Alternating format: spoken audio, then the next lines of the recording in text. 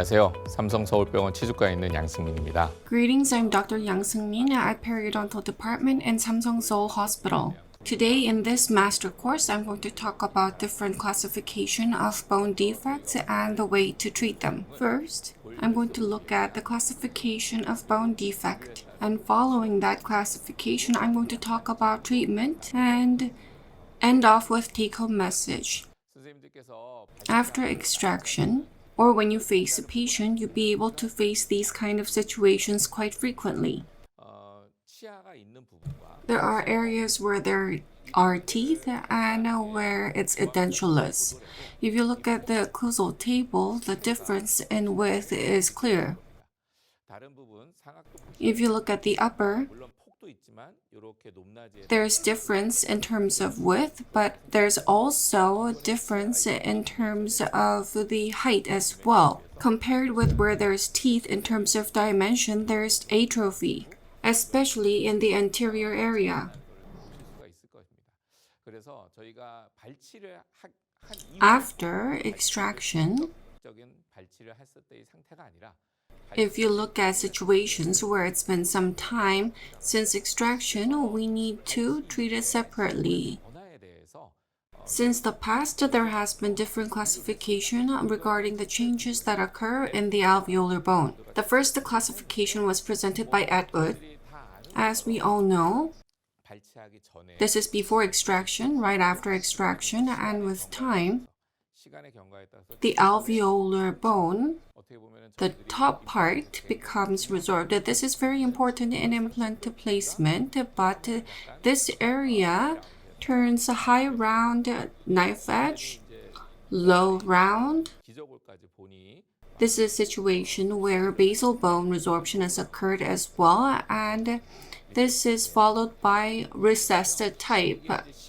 With time, these changes can be observed. We reference this classification commonly and we follow it. When you look at it, it is quite difficult to understand what kind of implications it would have with antagonist relationship. The antagonist relationship will be looked at.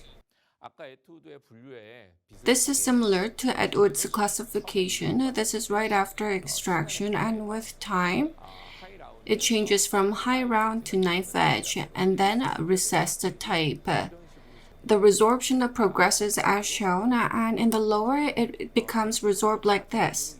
It's the same with the anterior, and it's the same with the lower. There's a slight difference with Atwood classification because you can check the occlusal relationship. This is normal occlusion. However, with continuous recession and resorption, if you place the implant in the correct position in light of that environment, it will be like this. Then the interarch relationship will change from what we could have gained.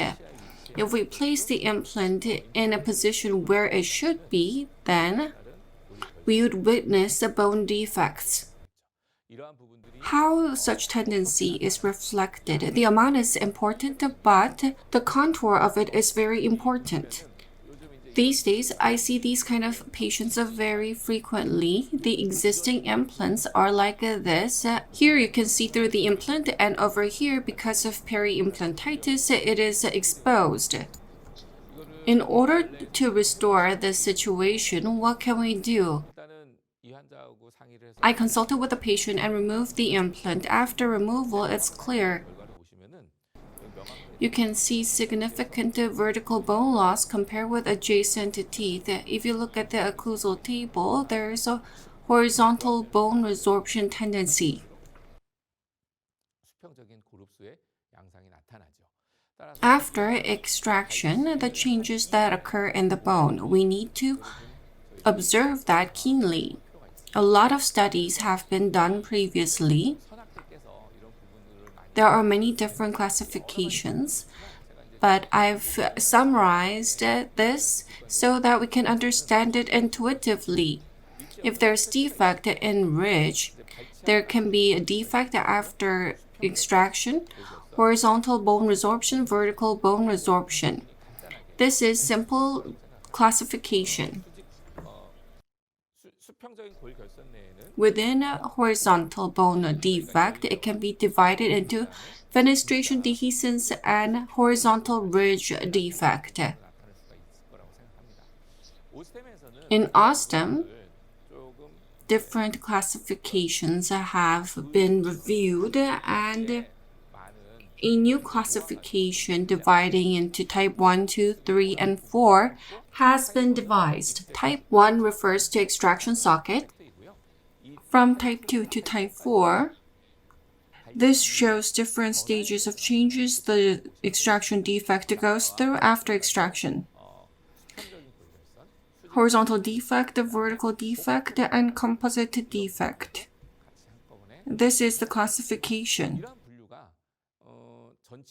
This occurs in the anterior and posterior area. In the case of anterior area, it's the same with posterior, but we need to classify the extraction socket. If you look at this image, there may be various reasons leading up to extraction, such as fracture or failure of endotreatment. At times, hard tissue and soft tissue can be intact, or the soft tissue can be within the normal frame, but there can be lack of hard tissue, or there can also be lack of both hard and soft tissue. This is a normal defect. These two types, where there's insufficient hard and soft tissue, can be referred to as a damaged extraction defect. We need to differentiate these types and treat them accordingly. Next, let's look at horizontal defect. We can divide into two scenarios in this case, where there is a small defect and where there is extensive defect. When we place one or two implants, depending on the situation, there can be dehiscence or fenestration.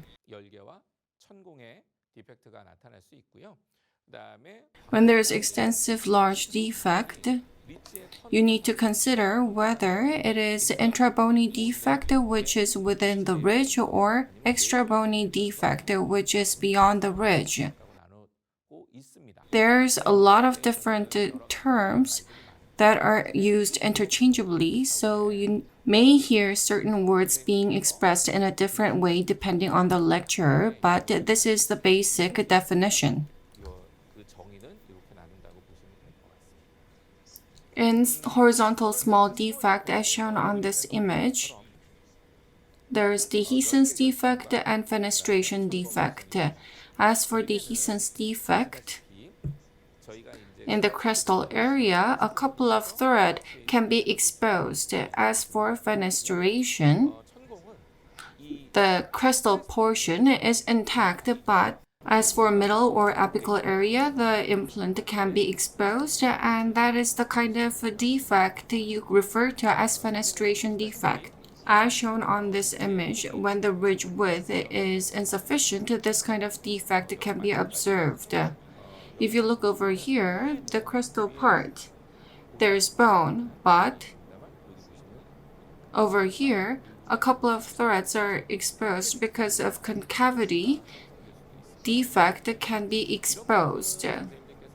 I'm sure you'll be able to come across these cases as you provide clinical treatment.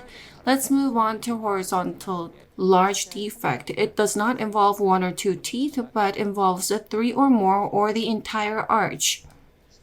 As shown here, if you look at the contour of the alveolar bone, it's like this.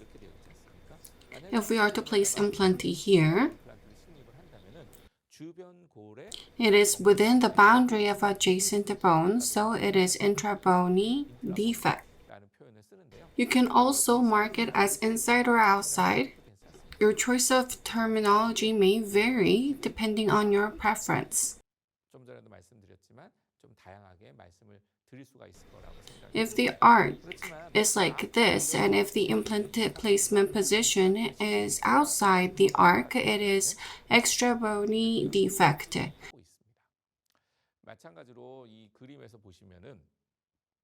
As shown on this image, if the arch contour is like this, in this case, the implant placement position is within the boundary. Therefore, we can call this intrabony defect. If you look over here, bone defect has continued for a significant period and extensive horizontal bone loss occurred. And if the placement position is outside the adjacent architecture, this is extra bony defect. Next, moving on to vertical defect. If the available bone is insufficient, or compared with adjacent bone, if the height is insufficient, we can call this a vertical defect. As shown on this image, the height of adjacent bone is like this, but over here it's sunken. This is vertical defect. Composite defect is combination of horizontal and vertical defect. It is deficient of width and height of bone. In the anterior area, as you can see, there's pus and the height loss can be observed. In this case, it looks as if the height is regular, but as shown earlier, the extraction socket is going to be like this. From occlusal view, the width is going to be lacking as well. In line with such defect, how are we going to treat it? We have made a differentiation up until this point, and when you do extraction, you do immediate implant placement or socket preservation. In most cases, GBR is used frequently.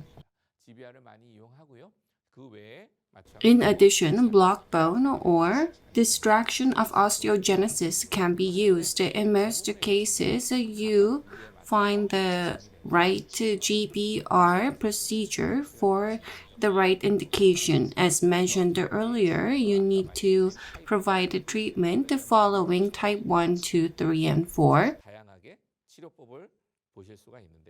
Yes, you may have a certain procedure that you may prefer, but you need to understand about guided bone regeneration properly in order to be able to provide good clinical treatment.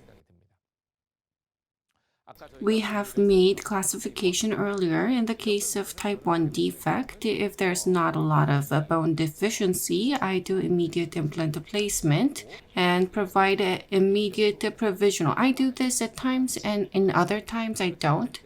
I do socket preservation at times too. If there's deficiency, what should we do? As shown, if there's a hard tissue or soft tissue deficiency, how are we going to restore it? Many people have different opinions on it, but you need to really understand the gist of it in order to approach it properly. For instance, if there's sufficient soft tissue height, you can do immediate implant placement and you can use bone substitutes for the bone defect to restore the case. If there is a lack of soft and hard tissue, then you may wait after extraction and utilize GBR when placing implant. There can be various options. This is difficult to address all in today's lecture, so if the opportunity arises, perhaps you can listen in the offline lecture and have a meaningful discussion. In my case, if there is a significant bone deficiencies, in a lot of cases, I restore it like this. I've used, in this case, socket preservation. How to do this kind of treatment? This is a similar case.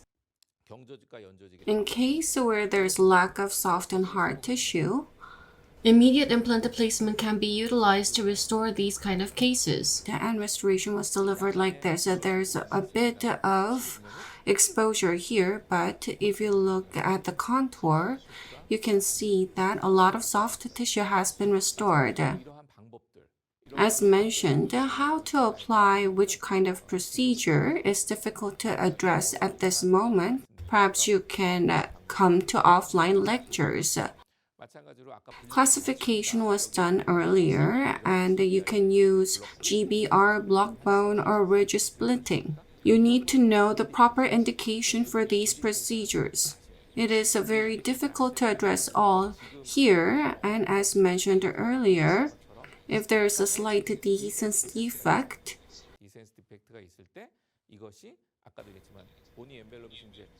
you need to understand whether this is within the bony envelope, intrabony defect, extrabony defect. GBR can be used. In this case, it was very tight. If there's bone loss of over half of the implant diameter that is to be placed horizontally, then this can be referred to as horizontal defect. In that case, block bone graft can be done. You need to choose the right indication and make a decision. As you can see here, there is a defect and there's exposure as mentioned earlier, although extensive. If it is intrabony defect, then you can do GBR and restore it.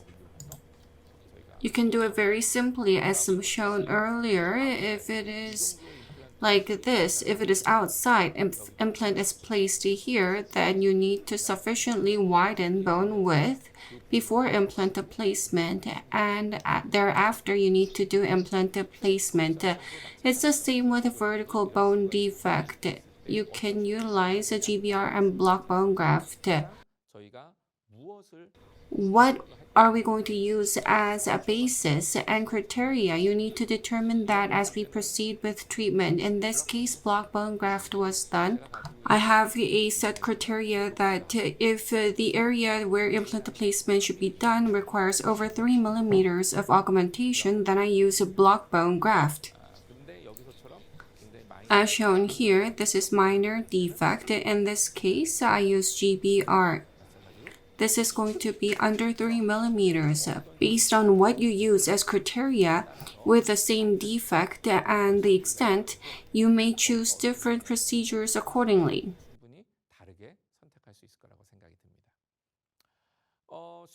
This is composite defect with horizontal and vertical bone defect. It's the same here. You can use GBR or block bone graft.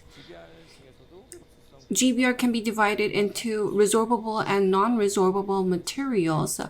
You can determine the amount of augmentation if you use titanium mesh. As shown here, the bone defect is quite horizontally and vertically significant.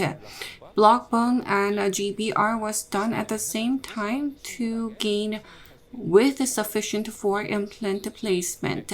I will now summarize the discussion that we've had about the bone defect and how to treat them.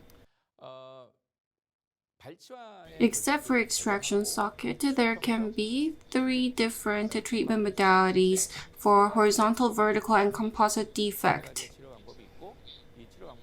You can utilize GBR or block bone graft in all cases.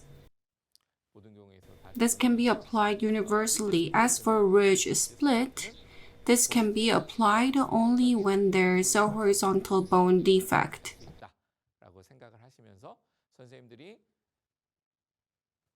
I hope you utilize this table as you differentiate and categorize defect and ways to find the right treatment.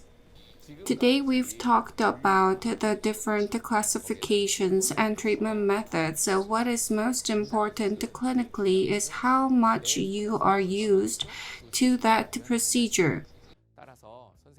If opportunity arises, I hope you come to the offline lecture and listen to me and other gurus and find the right technique that is right for you. Thank you for your attention.